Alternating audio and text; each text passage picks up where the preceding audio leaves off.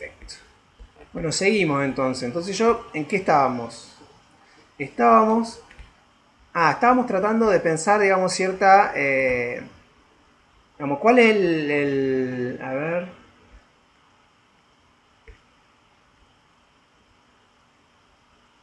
En un segundo.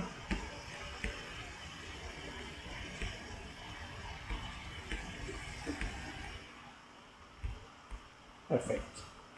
Bueno, entonces estábamos acá, en esta discusión.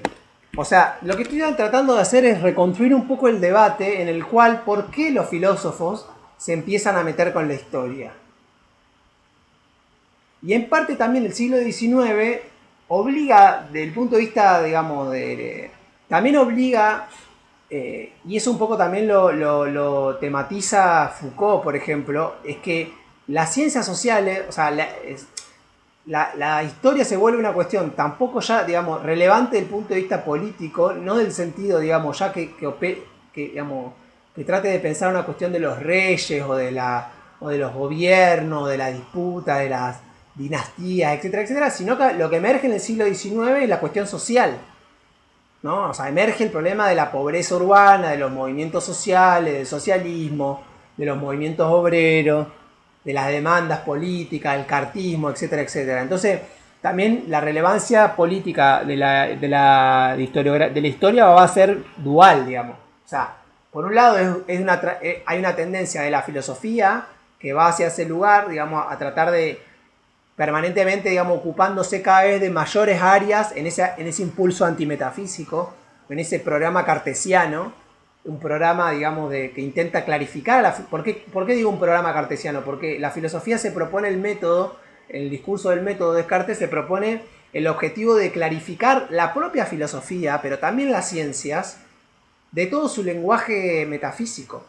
O sea, si ustedes leen los textos de Newton o de Galileo, son textos que hoy están cargados de un vocabulario que es incomprensible para los propios científicos. Sin embargo, algunos de sus descubrimientos son descubrimientos que son válidos en términos científicos. Lo que pasa es que la ciencia se ha reescrito a sí misma, abandonando todo ese resabio metafísico y usando un lenguaje exclusivamente realista matemático. Es decir, ¿no? Hay una hipótesis de que uno puede captar la estructura última de la realidad sobre la base de la observación, la experimentación y la formulación de hipótesis universales de carácter físico-matemático. Bueno, en ese paradigma, que es el paradigma de la revolución científica, es que se sitúa la ciencia. Y también la filosofía se sitúa para, digamos, combatir todos los restos digamos, de pensamientos metafísicos que operan en otras partes de la filosofía. También de ahí es que la filosofía del siglo XVIII quiera discutir contra la teología. Pero ¿qué es lo que dice Lowe? Bueno, discutió contra la teología, pero propuso otra metafísica, que era la metafísica especulativa de la filosofía del progreso. ¿Correcto? Entonces, bueno, en ese problema está la historia. Y en ese problema está la filosofía. Cuando también emerge, digamos, las ciencias sociales, bueno, ustedes saben, un poco lo que plantea Wallerstein, es que las ciencias sociales se ocupan, digamos, o sea, sí, la historia se empieza a ocupar del pasado, la sociología del presente, la historia se ocupa de Europa, la antropología se ocupa de los espacios no europeos. Al mismo tiempo, la ciencia política trata, digamos, de tomar lo que la vieja tradición del pronóstico racional del cual habla Koselleck y se transforma, digamos, en una ciencia de ingeniería social, o sea, de pensar la política no como un problema de estadistas, sino como un problema digamos, de administración del Estado, de administración del poder, del ordenamiento jurídico de la sociedad.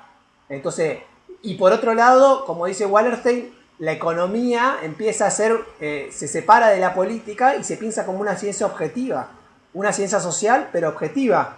Fíjense que eso es muy, muy importante, porque la economía, junto a otras disciplinas, como por ejemplo la geografía física, que va a dar después lugar a la geología, son disciplinas que vienen, digamos, de las ciencias, del espacio de las ciencias humanas o de las ciencias sociales, pero que empiezan cada vez, son las que más, de manera más decidida, de manera más militante, asumen el paradigma de poder formular su propio vocabulario en un lenguaje altamente formalizado, en lo posible de manera matemática. En lo posible de manera matemática. Si ustedes pudieron ver los videos que yo mandé, ahí yo más o menos profundizo con el ejemplo de Hempel, de cómo Hempel, digamos, es parte de este problema. Entonces, pero me estoy yendo para adelante. Entonces, ¿qué sucede, digamos?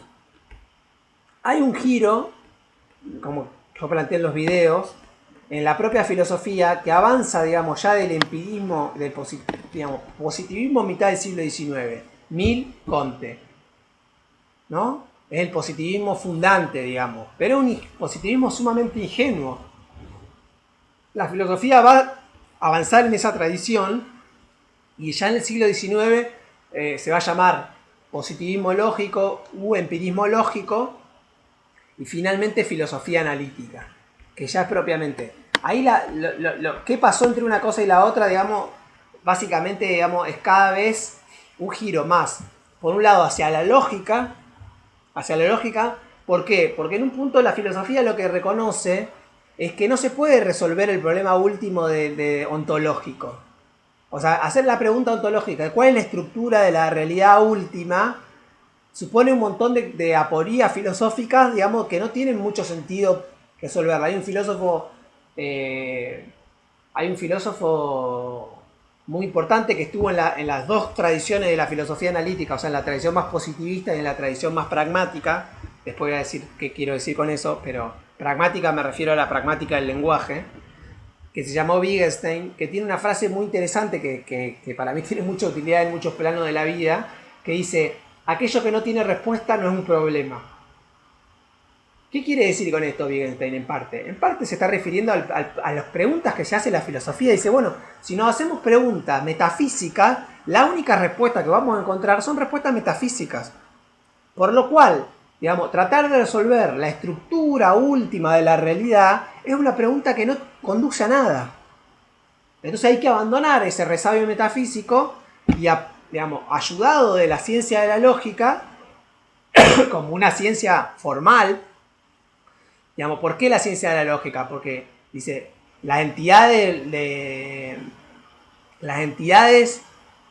científicas pueden ser traducidas a los lenguajes matemáticos o a lenguajes formales. ¿Cuál es el lenguaje formal del que disponemos nosotros para poder traducir el lenguaje natural? Cuando digo el lenguaje natural me refiero al lenguaje sobre los objetos del mundo, o el lenguaje que usamos nosotros para hablar. Los lenguajes naturales son los lenguajes históricos. Dice, bueno, la lógica, ¿qué hace? Una representación formal del lenguaje, digamos, y trata de ofrecer razonamiento, digamos, representaciones formales del lenguaje y tratar de construir cuáles son las reglas, digamos, de la forma de razonamiento, las reglas de razonamiento, para obtener razonamientos válidos, ¿no? Esa sería una definición medio sui generis, medio amplia de lógica, pero básicamente tiene que ver con esta idea. Entonces, ¿por qué hay un giro hacia la lógica? Porque hay un... Decir, bueno, como nosotros no podemos resolver las cuestiones últimas, digamos, metafísicas acerca de la estructura de la realidad que presentan las preguntas de la ciencia, etc., bueno, lo que sí podemos hacernos es tratar de dedicarnos a estudiar la validez de los enunciados científicos. Si digamos, independientemente de la pregunta por la estructura última de la realidad, podemos preguntarnos acerca de si esos enunciados que propone esa ciencia en particulares son los argumentos que proponen la ciencia en particulares son argumentos válidos, forma de razonamiento válido. Entonces la filosofía tiene que asumir, dejar de preguntarse las grandes dudas filosóficas acerca de la estructura última de la realidad, etcétera, etcétera, o de la historia, por decirlo de alguna manera, también. Por eso Levi dice la historia no tiene sentido. En sí, para sí, la historia carece de sentido, dice en el prólogo, reléanlo. ¿Por qué? Porque está diciendo, o sea, preguntarse acerca de la estructura última de todo el proceso histórico es una pregunta que solamente se puede responder metafísicamente. Entonces carece de sentido filosófico preguntarse sobre eso, porque la pregunta está mal formulada. Y ahí es donde podemos pensar esta distinción entre filosofía de la historia especulativa o filosofía de la historia crítica o analítica. Porque en ese sentido es cuando vamos a decir, bueno, ahí es cuando Danto va a decir, ¿qué va a decir Danto? Dice, bueno, no tiene sentido preguntarse acerca de esas cuestiones. Ahora voy a hacer un alto y nos vamos a ir un ratito hacia Danto. Denme un segundo.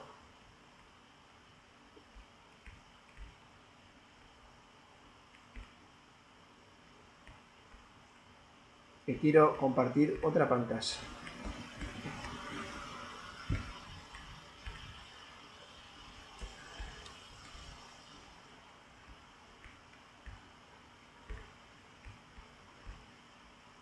Bien.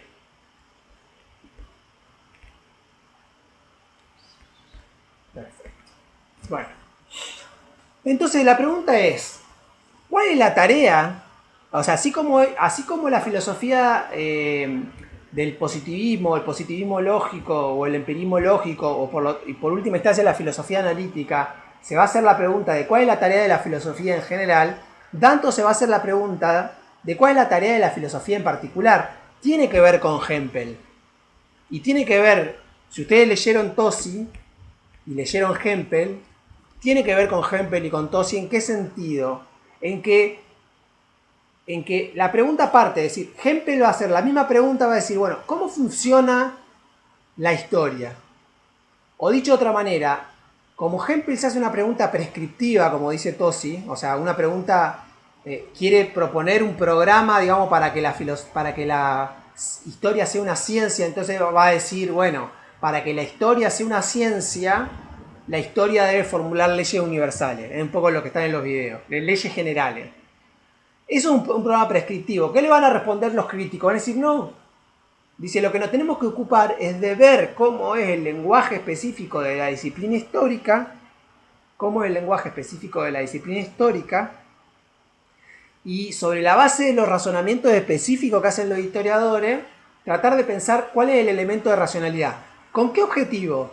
Con el objetivo de también, no es que abandonan el programa positivista en todo, sino que lo mantienen, porque claramente el objetivo de Danto, o de los otros autores, pero nosotros tenemos a Danto, es tratar de formular una filosofía de la historia analítica que haga, que libere de los problemas metafísicos. Entonces, ahí voy a tratar de reconstruir. Entonces, primero, ¿qué hace Danto? Distinguir la tarea de la filosofía, ¿no?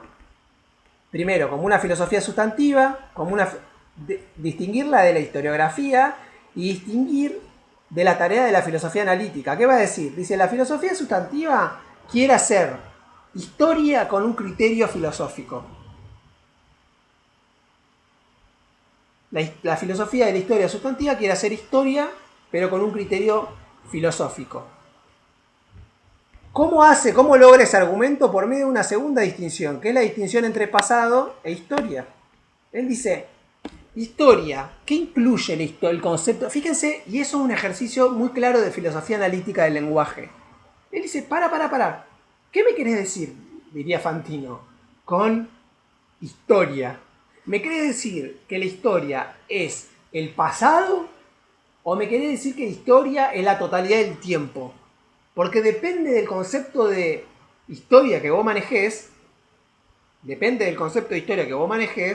la respuesta va a ser distinta. ¿Correcto? O sea, vos vas a tener una respuesta, si vos me incluís la totalidad del tiempo, porque ¿qué pasa? Si vos me incluís la totalidad del tiempo, me incluís el futuro.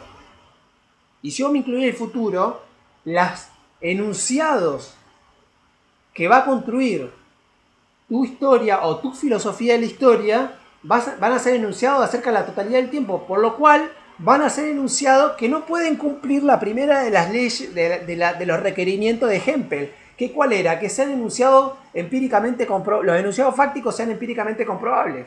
Si yo hago formulaciones acerca del futuro, de mi futuro, del futuro, digamos, en relación contemporáneo a nosotros, en el tiempo que yo formulo el enunciado, esos enunciados no pueden ser corroborables empíricamente, salvo que sean pronósticos, pero para que sean pronósticos, Hempel que va a decir, tienen que estar basados en leyes universales. Si no, son profecías. ¿Se entiende lo que quiero decir? Entonces, esa distinción entre pasado y futuro. Denme un segundo, que quiero cortar de vuelta la grabación porque no quiero